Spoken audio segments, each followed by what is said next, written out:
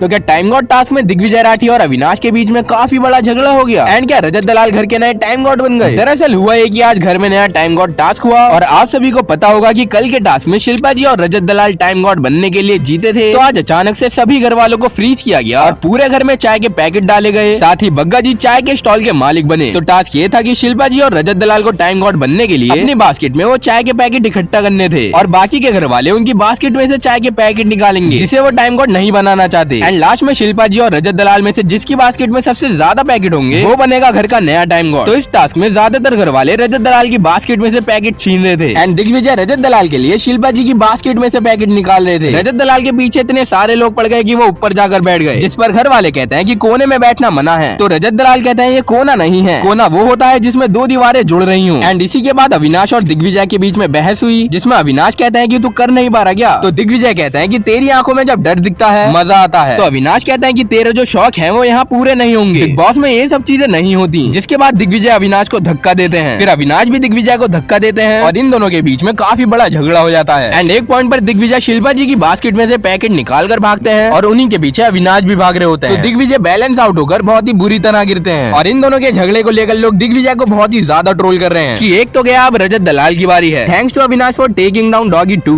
बाकी सोर्स के हिसाब से रजत दलाल इस टास्क में जीत जाते हैं और वो बन गए घर के नए टाइम गॉड। बाकी इन सभी चीजों को लेकर आपकी क्या राय है मुझे कमेंट में जरूर बताना और अगर आप लोग मेरी इस वीडियो पर नए हो तो वीडियो को लाइक करके चैनल को सब्सक्राइब याद से कर देना।